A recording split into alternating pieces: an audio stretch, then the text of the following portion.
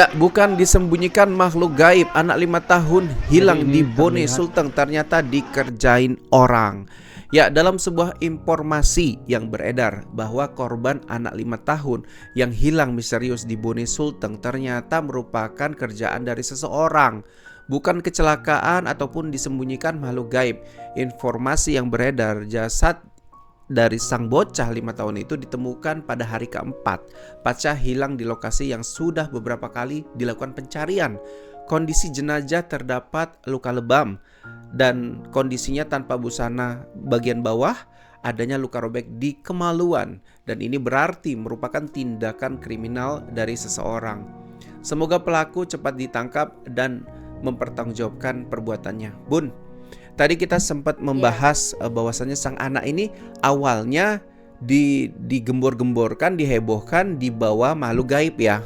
Bahkan Iya, menurut penduduk ada kan. momen di mana warga ya berbondong-bondong masuk ke sebuah bangunan TK tua, kemudian membongkar bagian atap karena sempat ada yang mendengar ada suara sautan ya, Mama. mama gitu.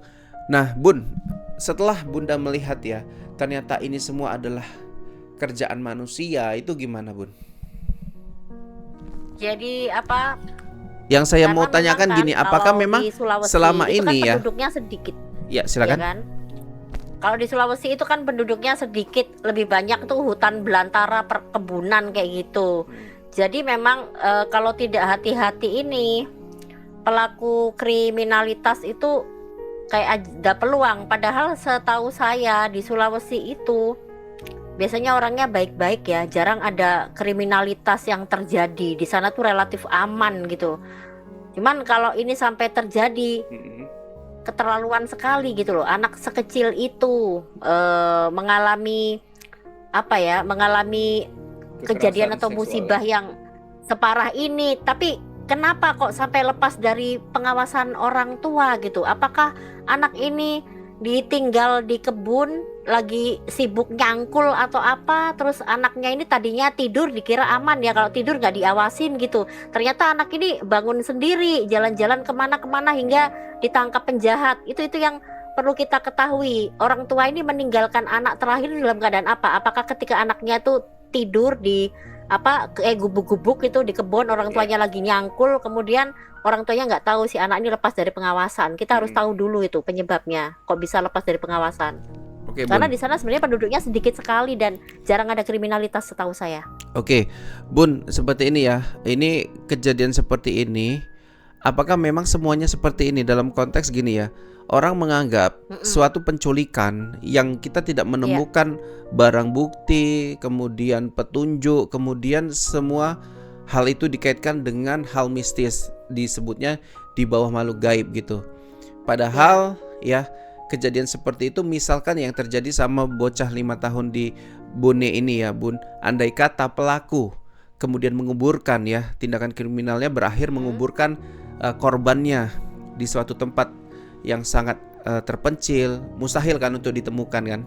Kecuali dia geletakkan begitu saja kemudian ditemukan tengkoraknya, mungkin oke lah, tapi kalau dikubur ya walau alam kan, di hutan lagi gitu.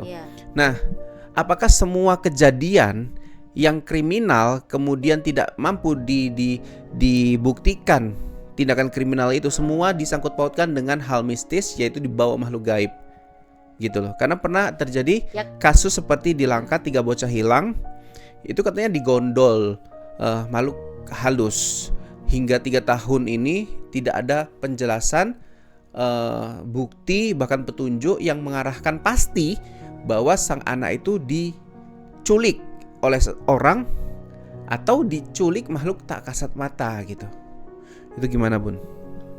Ya, jadi gini ya, karena memang kalau di daerah-daerah seperti itu, daerah terpencil, itu memang kental mistis dan mitos. Karena kalau di Sulawesi itu sebenarnya ada gerbang gaib macam Saranjana ya. Saranjana kan di Kalimantan. Kalau di Sulawesi itu namanya Wentira. Tapi kalau di Bone itu jauh lah dari Wentira, karena Wentira itu di Sulawesi Tenggara. Itu ada gerbang makhluk gerbang kerajaan gaib lah, macam Saranjana gitu. Dan di sana tuh memang penduduk selalu mengkait-kaitkan dengan mistis, karena ya memang di sana ya horornya karena penduduknya sedikit dan banyak rimba belantara, dan malam itu sering ada suara kayak orang menyapu, padahal kan nggak mungkin banget gitu loh malam-malam ada orang menyapu ya kalau di kota besar.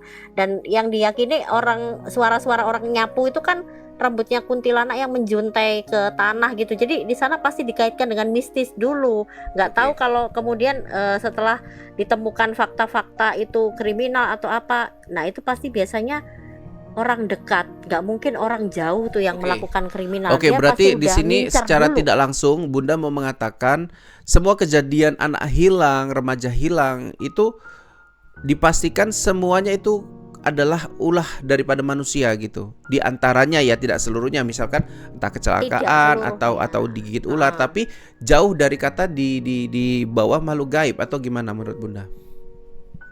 Iya, lihat dari usianya dulu. Kalau usianya balita masih memungkinkan diculik makhluk gaib, tapi kalau usianya itu udah SMP, jarang lah makhluk gaib itu yang ngambil anak SMP. Kalau makhluk gaib sih kebanyakan yang diambil anak-anak kecil ya, anak TK gitu loh, atau di bawahnya. Nah kalau yang makanya kan pengawasan orang tua itu penting, walaupun dianggap semua orangnya baik, penduduknya ramah-ramah gitu, tapi kan peluang itu bisa ada kalau diincar berhari-hari orang jahat, kan kita nggak tahu ya, atau malah yang ketempelan itu yang berbuat jahat tadi gitu loh, bukan anaknya diculik tapi ada orang dewasa yang ketempelan jadi melakukan hal kriminal kayak gitu, bukan kesadaran penuh kayak Oke gitu. ya, makanya gini Bun, saya melihat di media ini segala sesuatu yang tidak ditemukan bukti penculikan, bukti bahwasanya dia dibawa oleh seseorang, itu pasti ujung-ujungnya bakal disebut disembunyikan makhluk gaib. Itu yang saya lihat dari kejadian-kejadian penculikan, termasuk yang terjadi pada anak 5 tahun yang hilang, sebelumnya dibunuh 3 hari dan 4 harinya baru ditemukan di lokasi yang sudah bolak-balik dilewatin sama warga. Berarti ini pelaku ini sudah tahu, dan merupakan warga sekitar kalau menurut saya ya. Karena kenapa? Dia tahu nih ya lokasi-lokasi yang Iya, sudah pasti. dilewatin sama warga, dan dia tahu warga nggak ada di situ pada jam ini. Kemudian jasad sang bocah yang sudah tidak bernyawa kemudian diletakkan di situ. Saya yakin dan percaya kenapa si pelaku tega menghilangkan nyawa sang bocah ini, karena si korban ini mengenal. Ya, dugaan saya dia mengenal si pelaku, sehingga kalau saya membiarkan si bocah ini hidup, habislah saya. Itulah dasar kenapa pelaku-pelaku ini nekat ya. Bukan hanya ke bocah 5 tahun ini aja, tapi semua pelaku yang ujung-ujungnya menghilangkan nyawa korbannya itu karena biasanya dia mengenal. Ya, sehingga takut dibongkar kemudian dia hilangkan nyawanya, dianggap dengan menghilangkan nyawa saya tidak akan ketahuan gitu ya Bun. Gitu. Iya betul. Jadi emang udah terencana diincar udah lama, hingga dia tahu kebiasaan-kebiasaannya si anak ini sama siapa, jam berapa dia lengahnya, jam berapa dia sendirian lepas dari pengawasan orang tua. Sepertinya udah terencana. Ya mudah-mudahan aja si pelakunya ini bisa tertangkap gitu, karena kok kejam sekali gitu loh perlakuannya, kok tega seperti itu. Yang ditakutkan lagi, dia ini orang deket dari orang tua si korban, ya kan, motifnya apa, atau orang ini kelainan, sakit jiwa, atau ketempelan, kan kita nggak tahu. Oke Bun, Psikopat mungkin kita akan Ha-ha. lanjut di part berikutnya ya. Mudah-mudahan ya pelaku cepat tertangkap, cepat diburu ya, dan mempertanggungjawabkan perbuatannya ya.